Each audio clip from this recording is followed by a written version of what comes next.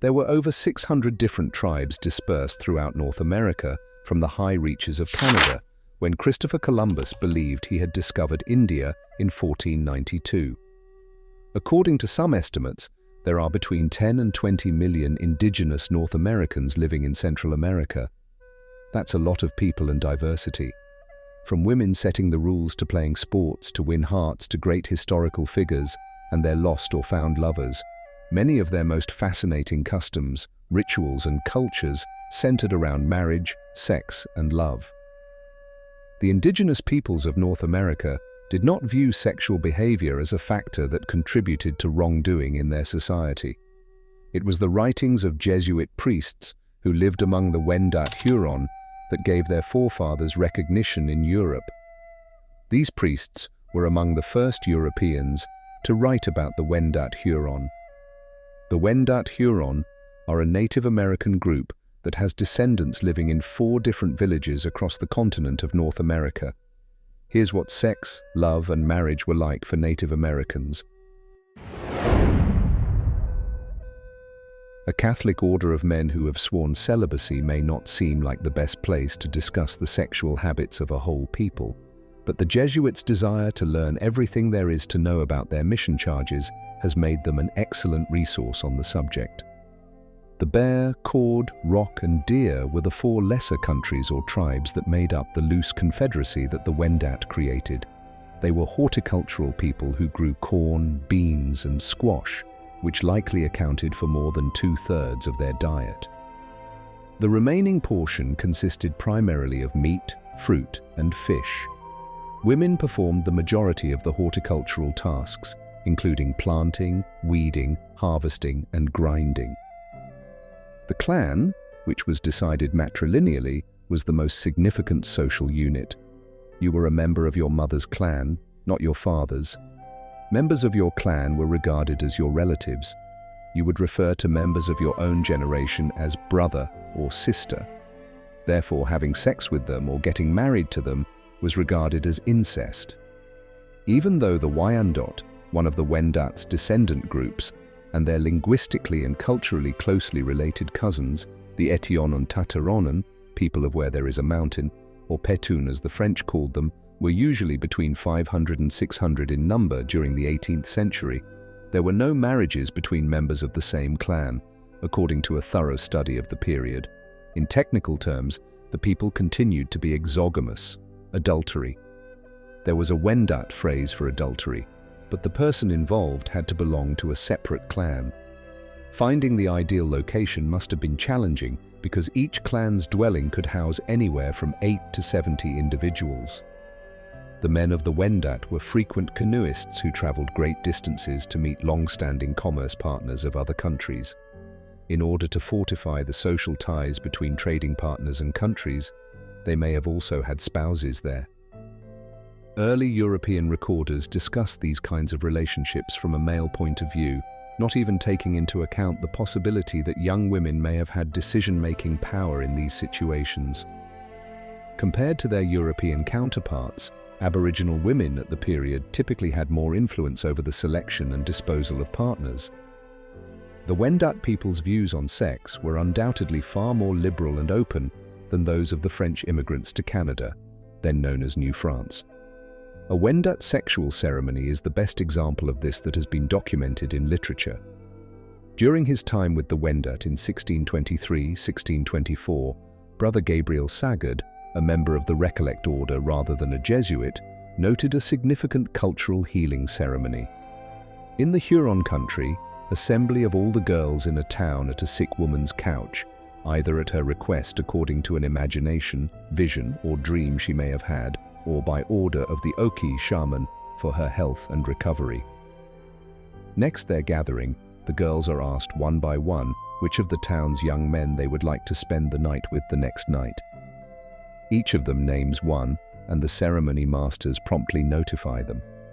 They all arrive in the evening to sleep with the people they have selected, from one end of the lodge to the other, in front of the ailing woman. They spend the entire night in this manner, while the 2 chiefs at the 2 ends of the house sing and rattle their tortoise shells until the next morning, when the ceremony is over. It is crucial to remember that the young women, not the young men, made the selection. This illustrates how women are valued and respected in Wendat society. Weird love traditions. But Sagard did not speak of the name of this ceremony. The first one to do so was Jesuit Father Jérôme Lallemand, writing in 1639. He wrote of an old man, Tauhensha, who was dying. He wished through riddles that people had to guess for a white dog ceremony, sufficient cornmeal to feed the people involved in the festivities, other unnamed ceremonies. At the end, there was to be the ceremony of the Andakwanda, a mating of men with girls, which is made at the end of the feast. He specified that there should be 12 girls and a 13th for himself. The answer being brought to the council, he was furnished immediately with what could be given at once, and this from the liberality and voluntary contributions of individuals who were present there and heard the matter mentioned. These peoples glorying on such occasions in despoiling themselves of the most precious things they have. Afterward, the captains went through the streets and public places and through the cabins, announcing in a loud voice the desires of the sick man and exhorting people to satisfy them promptly. They are not content to go on this errand once, they repeat it 3 or 4 times, using such terms and accents that indeed one would think that the welfare of the whole country was at stake. In the meantime, they make sure to record the names of the men and women who volunteer to fulfill the sick man's primary wish. These are then called out during the feast assembly, followed by applause from everyone in attendance and the best pieces. The sick man then expresses gratitude for his improved health and declares that this remedy has completely cured him. The man passed away knowing that he had the strong social support of his society, despite the fact that he was regrettably not cured in this situation. Endakwandet, which translates to "they," indefinite, are enveloped in sex, was the ceremony's name. You would say, Tayendakwandeten, be surrounded by sex for me, if you wanted the ceremony. The Jesuits battled to end this tradition. The most Christian of the towns declined to perform this ceremony by 1649, when the Wendat were in danger of being expelled from their ancestral lands. It discusses a number of traditional Wendat cultural topics. It appears to show that their publicly expressed view on sex was one of celebration rather than restriction. Furthermore, it implies that female sexuality was viewed as natural and not something that needed to be managed. The Wendat language lacked the cultural conceptions to punish female sexuality since it lacked words for innocence and guilt. At the time of initial encounter, this was an Aboriginal society. Before colonial oppression and poverty caused the Algonquian language family word squaw, which means female or woman, to take on the negative connotations of cheap brown whore, before the Indian Act gave men power and took it away from women, before white male fur traders sought out compliant women among the populace, before gallons of alcohol were poured into the fur trade, and before residential schools taught Aboriginal peoples the meaning of sexual abuse. More recently, Canadian serial killers Robert Pickton and John Martin Crawford have targeted Aboriginal women for sexual assault. They have the highest rates of sexual assault, homicide, and disappearance among Canadian women. Thankfully, women like those who started Idle No More are fighting for a restoration to the respect that Aboriginal women have always received, which is seen in the Wendat culture of the 17th century. Flute courtship. A person's heart has always been won over by music. It was no different from any Native American tribe in that a good love ballad may do wonders for your efforts to win over the individual you've had your eye on. Particularly on the plains, tribes were adept at playing the flute, and the men frequently utilized the instruments to persuade women that they would make suitable husbands. The Kiowa people, a Native American group who formerly inhabited the southern Great Plains in present-day Oklahoma, performed the flute wooing ritual as a traditional courtship activity. New Mexico and Texas. The Comanche have also performed the rite. In the Sioux and Navajo customs, a male plays a wood flute to show a woman he is interested in how he feels. Gun barrels were occasionally even converted into courtship flutes when Europeans brought firearms and gunpowder to Native American tribes. Unusual love and death together. The man would perform a succession of flute melodies, each with a distinct meaning, as part of the portrait process. The man's desire to woo the woman may be expressed in certain songs. The woman would listen to the songs and reply with her own song, either accepting or rejecting the man's advances, while others may express his love and dedication to her. Because it was a crucial method for young people to locate loving partners and begin families, the flute courtship ritual was significant. It was also a means for people to engage with the spiritual realm and creatively express themselves via music. The courtship between a Navajo chieftain named Manuelito and the daughter of a well-known Navajo chief Naborna is one of the few particular instances of flute courtship among well-known Native Americans that may actually be factual. Manuelito, who lived from 1818 to 1893, gained notoriety for his resistance to American and Spanish forces in the southwestern region, particularly during the Navajo Wars in the middle of the 20th century. He began his career in the 1830s, fighting against the Mexican army during the invasion of Navajo territory. He advanced through the ranks swiftly and rose to prominence among his people. Tensions between the Navajo and the U.S. military started to rise in the 1850s when the U.S. government started to increase its presence in the Southwest. Several soldiers were killed when Manuelito led an attack on a U.S. military fort in New Mexico territory in 1860. In response, the U.S. military launched a campaign to essentially exterminate the Navajo people, and Manuelito joined them. Manuelito and his warriors fought a string of fights with U.S. troops, utilizing hit-and-run tactics to raid communities and damage supply lines, making him one of the main resistance leaders throughout the ensuing years. The Navajo Long Walk, a huge operation against the Navajo, was started by the U.S. troops in 1864. After being forced to surrender, Manuelito and his people were marched to a reservation in eastern New Mexico, which was more than 300 miles away. Although Manuelito lived on the reservation for a considerable amount of time, he continued to fight, but this time he used politics rather than guns. At the start of all of this, however, was his courtship with Naborna's daughter. He was one of the signatories to the Treaty of Boscodando in 1868, which eventually permitted the Navajo to return to their homeland. Manuelito had allied himself with Naborna, a Navajo chief.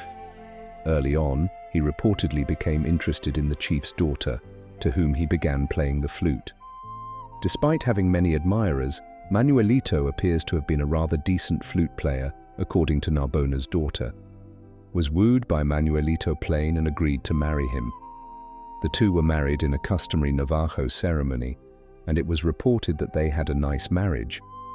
Until you learn that Manuelito is rumored to have wed Juanita, a Mexican indentured servant, later on. It seems that Manuelito owned a number of persons in his later years. The tale now becomes a little hazy because of all the ratings he did on Mexicans and other Native American groups, such as the Hopi and the UTEs. Although they most likely weren't, some accounts claim that Naborna's daughter had the same name as Juanita. The same individual, in any case, courting someone with a lovely flute tune is a little more romantic than marrying someone you own. Cherokee Stickball. Native Americans had jocks who wanted to impress women with their athletic ability and skill on the court or field, just like today. However, for the Cherokee, there was a sport that not only fulfilled that need but also had a deeply spiritual component that was essential to preserving harmony both within and between tribes. Several southeastern states, especially the Cherokee, play a historic Native American game called Cherokee Stickball, also called Annie Jody, meaning little brother of war. The game was played for a variety of purposes thousands of years ago, including as a courtship ritual and a means of settling disputes between tribes in remembrance of their creator. Stickball was viewed in Cherokee culture as a means for young men to demonstrate their bravery and skill to prospective mates. The Cherokee dualistic belief system, which posited that the world was split into two forces, the white force standing for peace creation and cooperation, and the red force for war destruction and aggression, was also linked to the game. In essence, the white and red duality represented all opposing ideas, such as internal versus eternal, passive versus active, young versus old, and war versus peace. With the opposing team standing in for one of the two forces, Stickball was perceived as a manifestation of this dualism. Conjurers would sing and dance until dawn at the Cherokee's all-night Sololi dance, which was held before to the game. The roles that men and women play varies, with the women sing and dance to reduce the strength of the other team, while the males do the same to give their team more power. The dance was thought to respect the spirits that were thought to be present during the game and to get the players and the community ready for the match. The objective was to use a wooden stick to strike a ball filled with hair or made of deerskin through a goalpost. Teams from several towns or even different tribes would compete against one another in this game, which was frequently played over great distances. Although the game had rigorous regulations and was seen to be a peaceful means to settle disputes, it could also be rather violent, with participants hitting one another with their sticks to get possession of the ball. Many Cherokee villages continue to play Cherokee Stickball today as a means to pay tribute to their ancestors and maintain their culture. It still plays a significant role in Cherokee courtship and matchmaking customs and is a representation of power, athleticism, and unity. Women in charge. In contrast to most other societies where men choose their wives, the Haudenosaunee, also known as the Iroquois Confederacy, are a Native American tribe that primarily resides in modern-day New York State. In their culture, women wear the pants, hold highly esteemed positions of authority, play a significant role in the clan, and are in charge of choosing and nominating the male leaders who represent them on the council. The elders take into account the clan's requirements, as well as the significance of preserving harmony and balance in the community. The lady initiates the process of courting the man after a suitable match has been found. To get to know him better, she can start a polite chat or give him a present like jewelry or handcrafted clothes. She will probably keep courting the man until they decide to get married if he shares her passion. The American women's suffrage campaign has likewise benefited greatly from the attractive Haudenosaunee. When well-known suffragettes like Elizabeth Cady Stanton and Matilda Jocelyn Gage traveled to sexy Haudenosaunee neighborhoods in New York State in the middle of the 19th century, their effect on the cause began. The culture's matrilineal customs and the extent of the women's influence and power impressed them. These women did the most significant voting, therefore they were considerably more than housewives who were unable to cast ballots. Stanton Gage argued that women were equally capable of occupying leadership positions and making significant judgments as males, using the Haudenosaunee as an example.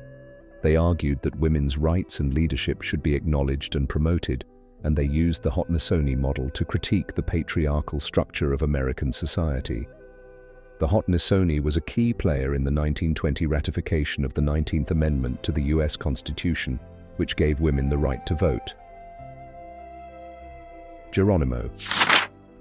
The love that Geronimo lost, one of the most ferocious Native Americans of the 19th century, was Geronimo. Despite the tragic events in his life, he rose to prominence as a symbol of resistance against Mexican and American forces encroaching on southwestern Apache lands.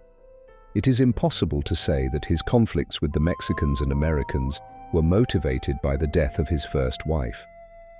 As a young man, Geronimo was raised in a world of conflict as the Apache tribes battled against Spanish, Mexican, and American colonists to preserve their land and way of life. He was born in 1829 in what is now Arizona. In the 1850s, Geronimo was selected to lead war groups against neighboring tribes after establishing a reputation as a proficient hunter and warrior. He engaged in a series of battles known as the Apache Wars against the Mexican army. He became well known for his courage and slyness during this period, and he rose to prominence as an Apache leader. When the US government started to move westward in the 1870s, the Apache tribes were compelled to make treaties and cede their territories, but many of them refused to comply and persisted in their resistance. Geronimo conducted a number of campaigns against the US Army and was one of the most outspoken critics of the United States. Geronimo's resistance was innovative. He was renowned for his swift hit-and-run strategies, and his escape from capture became legendary. Despite being outnumbered and outgunned, He was a master of guerrilla warfare and could adjust to the turmoil of the battlefield. Geronimo and his supporters managed to hold firm. Let's discuss Geronimo's fight against the Mexicans and the Americans, which was probably sparked by a terrible incident that happened to him when he married Alope early in life. He lived near Clifton in southern Arizona when he was 17 years old. His wife settled near Juanita's Alope, the creature's mother, who was thin, fair, obedient, and faithful. The two had been dating for some time, and Geronimo said that his greatest happiness was getting married to her, made available to him in 1846. After being married, the pair lived into a buffalo hide wikia. The interior of their home was filled with bear and lion costumes, bows, arrows, and spears. Alope decorated their house with elaborate paintings created on beet and buckskin. Her artistic skills were also evident on the canvas walls of the wikiup. Geronimo boasted about how amazing his wife Alope was in his autobiography, Geronimo, which is his own story. They carried on their ancestors' traditions and were incredibly happy. Early in their marriage, Alope gave birth to 3 children for Geronimo. When questioned later about his family, Geronimo said they were kids who worked and played, much like I had done in 1851. In the modern Mexican state of Chihuahua, Geronimo, his wife, kids and mother were residing in an Apache camp in Llanos. More than 400 Mexican soldiers stormed the camp on March 5th, killing as many people as they could, including Geronimo's mother, his wife Alope, and their 3 kids. Although Geronimo managed to get away, the incident clearly left him scarred. One of the primary driving forces behind his campaigns against the Mexican and American soldiers was the attack on Llanos. 5 more women would later be taken by Geronimo.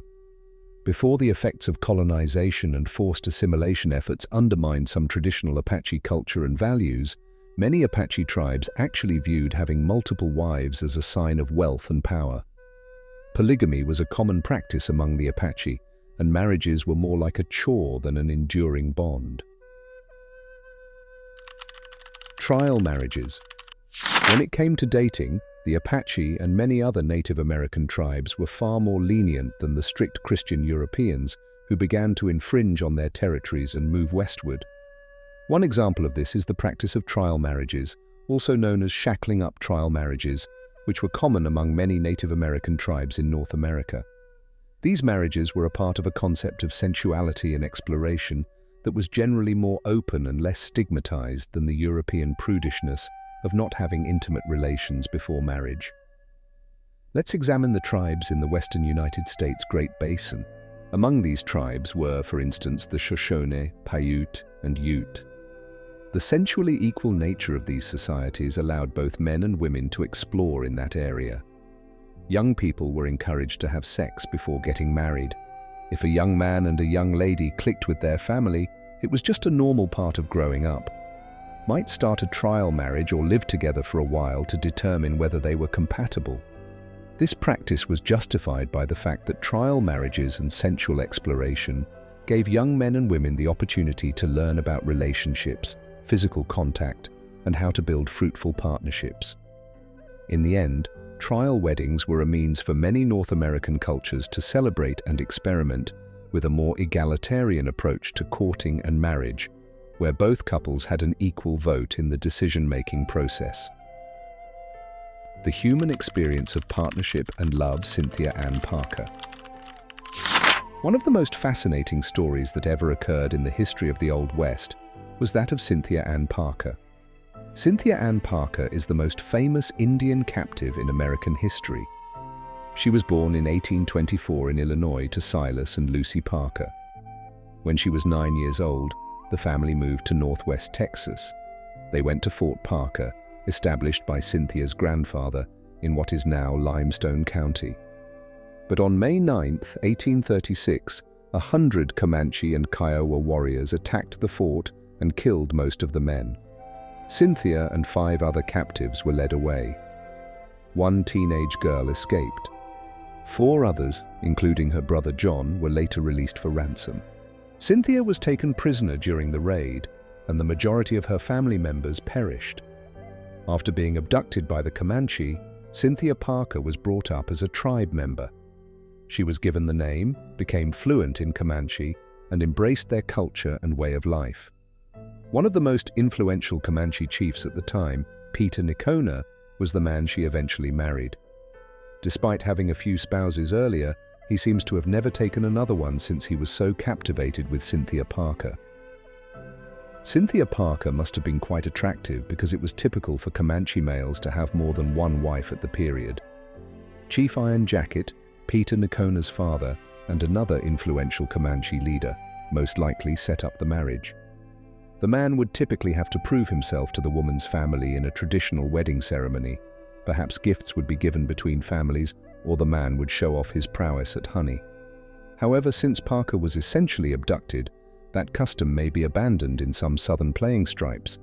For the Comanche, marriage was sometimes as easy as the couple simply agreeing to live together and the rest of the community accepting their union. But it collapsed. According to reports, Cynthia Ann and Petter had a very contented marriage with a few children, one of which was Quanah Parker, who would later become one of the most well-known Comanche warriors in history. The two's marriage might be viewed as a significant symbol of harmony between the Comanches and the white settlers of Texas, but it was a contentious union because some white settlers thought Cynthia Ann Parker had been taken from her family and coerced into the union, even though it didn't appear that Cynthia was being held captive. Over the years, there were multiple attempts to save her, but she reportedly refused to go back to her family.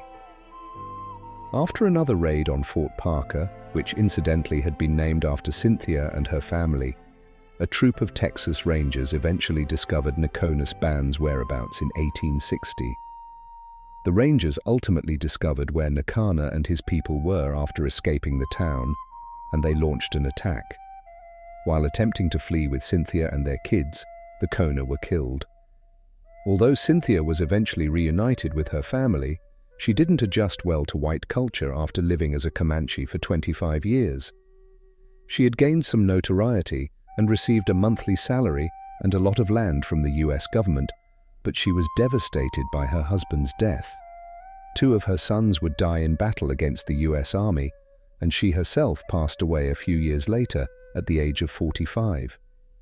After finding it difficult to reconcile her dual identities as a Comanche captive and a white woman. Native Americans' traditions in the Mississippi River Valley. Millions of people lived along the Mississippi River, which was the site of several cities. The period of the indigenous Mississippian culture was around 800–1600 AD. In a sense, they constructed several mound pyramids and towns along the river. The Nile River was to the Egyptians what the Mississippi River was to the Mississippians.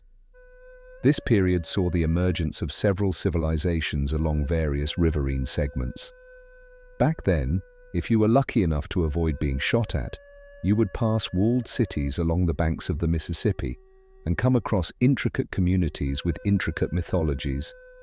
Love marriage and intricate love triangles were central to some of those myths. There is a well-known legend about brothers known as the hero twins that has spread throughout North and South America. Usually, the hero twins have opposing personalities, with one standing for the constructive, life-giving force and the other for the destructive, negative one. In spite of their disagreements, they consistently appear to cooperate in order to pass over a number of challenges and vanquish various otherworldly foes. Thunder Boy and Lightning Boy are the names of the Mississippian hero twins, and lather excursions entail destruction and death by beheading. There's a lot of affection too. One instance relates to the 2 boys' Cherokee mother, in which the brothers fell in love with a stunning woman who was also coveted by the sun god and now wished to marry her. The sun god set a number of chores for the brothers to accomplish, such as agricultural and hunting operations. In the end, the younger brother married her sister, while the older brother got her hand in marriage. That's probably a win-win situation.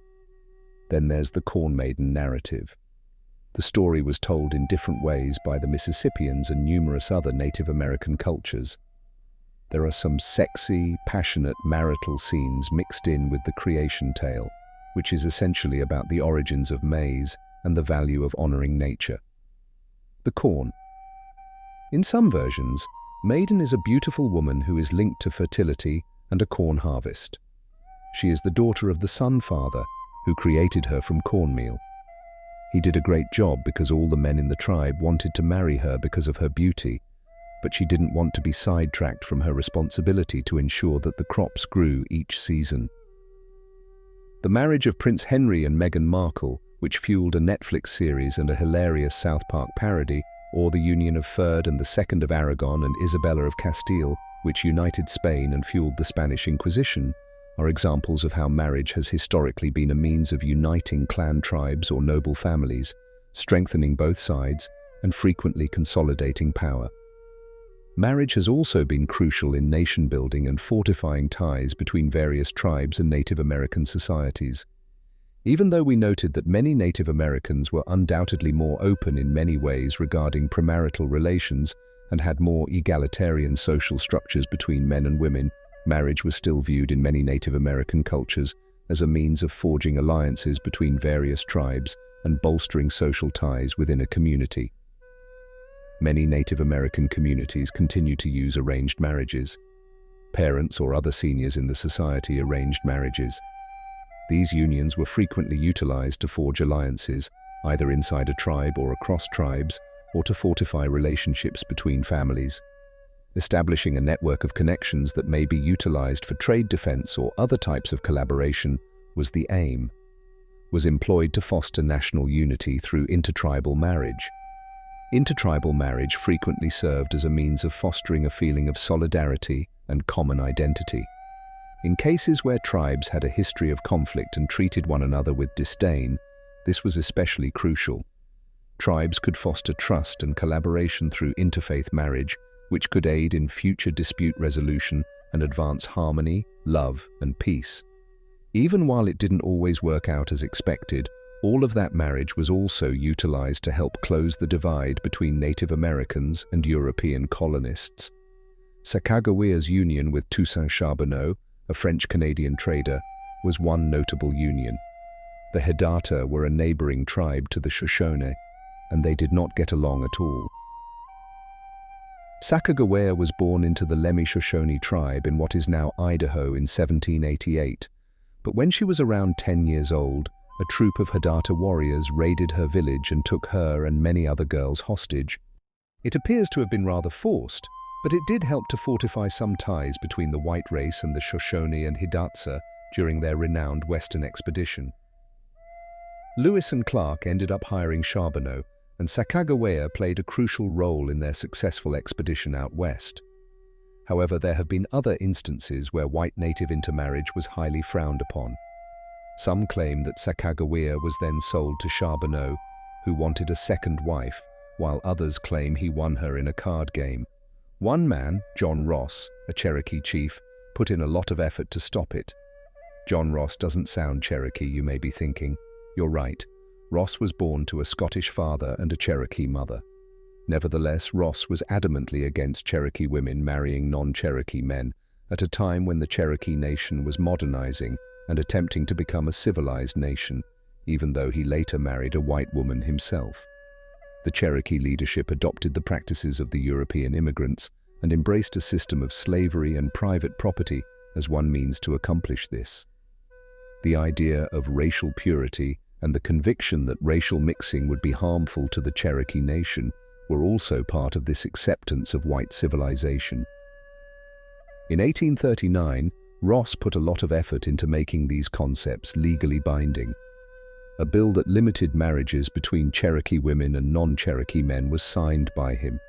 It was all founded on the idea that non-Cherokee males were exploiting Cherokee women by marrying them for their riches and territory. According to the legislation, any Cherokee woman who married a non-Cherokee man would lose her citizenship privileges and be banished from the Cherokee nation, and any white man who married a Cherokee woman would also be removed. In addition to white males, African American men and men from other Native American tribes were also targeted by this regulation, which was not fair in terms of love and marriage. Fortunately, the law was abolished in 1866 and didn't remain in effect for long. A large segment of the American population viewed Native Americans wild and civilized alike. Oh, how great is history! Tell us what you think about Native American traditions in the comments section. What are your views and additions? And remember to support our channel, please subscribe.